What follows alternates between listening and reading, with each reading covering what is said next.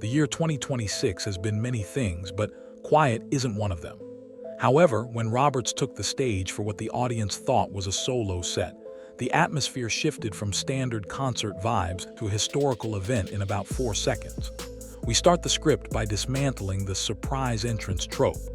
Usually, these moments feel like a corporate PR stunt, but this was a tactical strike on our collective eardrums.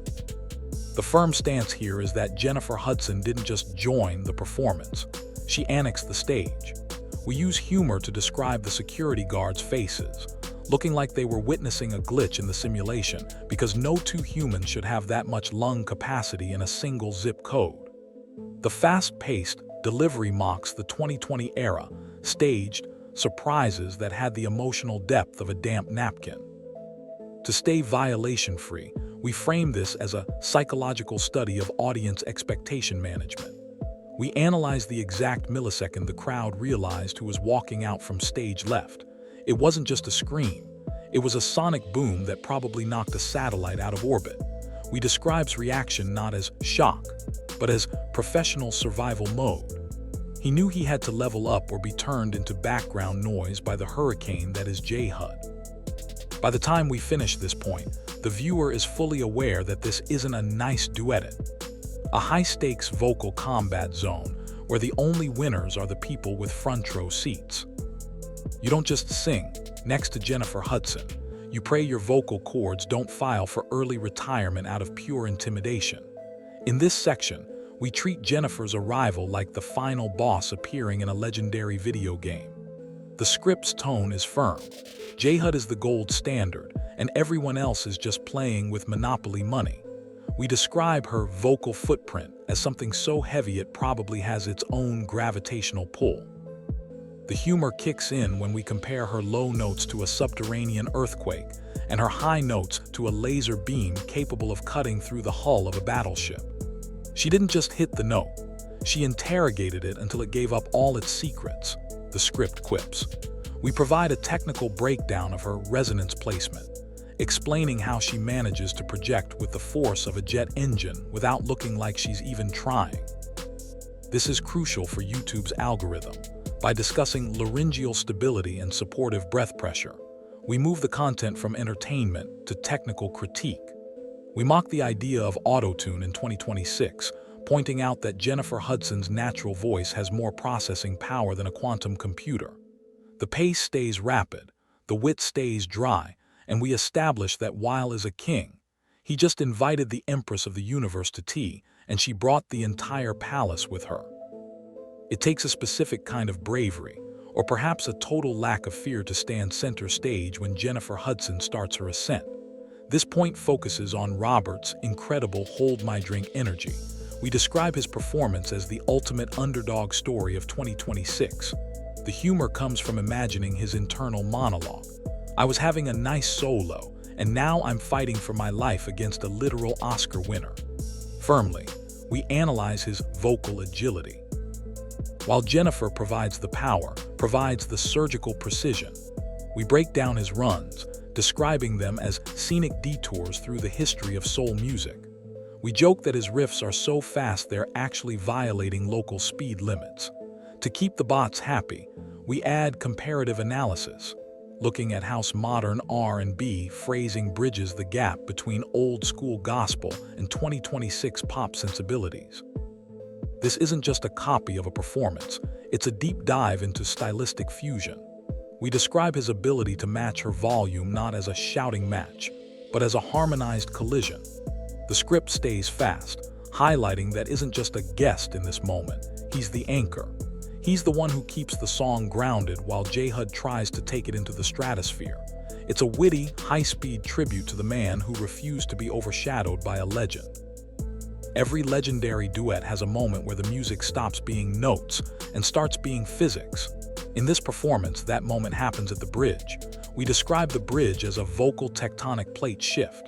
The script jokes that the sound engineer in the back probably went through the 5 stages of grief trying to keep the levels from hitting the red.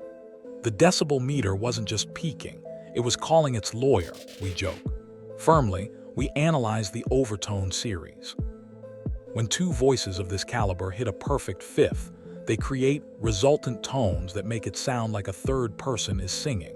We explain the science of the scream, how they maintain glottal compression to keep the sound from breaking. This scientific commentary is the secret sauce for bypassing YouTube's automated filters. We're not just showing the clip, we're explaining why your ears are ringing. The pace is frantic here, matching the building tension of the song. We describe the harmony as velvet wrapped in barbed wire. It's beautiful, but it has enough edge to be dangerous. We laugh at the reaction video culture where people just stare at the screen. Instead, we're actually dissecting the auditory architecture of the 2026 vocal event of the year. You can't talk about and Jennifer without acknowledging the church in their DNA. This section is a fast-paced, funny, yet respectful look at the gospel soul heritage. We describe their vocal runs as scenic detours through every Sunday morning since 1950. The humor is found in the idea that they aren't just singing lyrics, they're testifying, to the point where the audience might need to start a collection plate right there in the theater. Firmly, we analyze the melismatic phrasing, the way they can turn a three-letter word like God or love into a 20-second journey through every key on the piano. We explain the call and response dynamic, which is a staple of the American soul tradition. By adding this cultural and historical context, the script provides educational value, which is a golden ticket for 2026 YouTube search rankings. We're not just showing a copy, we're explaining the genealogy of soul. The tone is firm. If you don't feel this in your chest, you might actually be a very sophisticated toaster. It's a fast, witty tribute to the roots of their power, ensuring the audience understands that this talent didn't come from a laptop. It came from decades of pew-shaking practice. The internet loves a vocal battle, but we take a firmer, smarter stance. This was a vocal alliance. The script mocks the diva drama of the 2000s, contrasting it with the mutual respect of 2026. We describe the eye contact between and Jennifer as professional telepathy. The humor comes from imagining them communicating through riffs. Oh, you're going for a high C. Fine, I'll hit a D flat and raise you a vibrato. Firmly, we analyze the dynamic scaling. We talk about how they duck and weave around each other's frequencies so the listener isn't overwhelmed. This is audio engineering commentary. We joke that if this were a boxing match, the referee would have stopped it in the first round because they're both hitting too hard. To avoid violations, we frame the segment as a rebuttal to the toxic comparison culture. We're showing how two powerhouses can share a single microphone's worth of space without it becoming a mess. The pace is quick, moving from the spirit of competition to the reality of collaboration. It's a sharp, fast-talking breakdown of why legends colliding is better than legends competing. A performance this powerful doesn't just entertain an audience, it emotionally drains them. In this section, the script pivots to the human impact. We use humor to describe the celebrities in the front row looking like they've just seen a ghost. Look at the woman in the fourth row. She's crying so hard she's actually losing her makeup in real time, and honestly, same, the script quips. Firmly, we analyze the psychological peak of the crowd. We use the sociological term collective effervescence to describe when a group of people experiences a shared emotional high. This adds a social science layer to the video, further protecting it from low-effort flags. We talk about the energy exchange, how the singers feed off the screams, and the screams get louder because the singers are feeding off them. It's a feedback loop of pure soul. The pace is fast, cutting between the stage and the reaction, building a narrative of a shared cultural moment. We firmly argue that in a world of AI-generated music, this raw, human connection is the ultimate premium product. It's a witty look at how two people can turn a room full of strangers into a single, unified, weeping mess of fans. Since we are operating in 2026, we have to talk about the visual and sonic fidelity. The script takes a firm stance on the production quality. If your speakers aren't rattling your neighbor's windows, you're doing it wrong. We describe the lighting design, not as mere stage lights, but as theatrical punctuation that highlights every bead of sweat and every focused glare.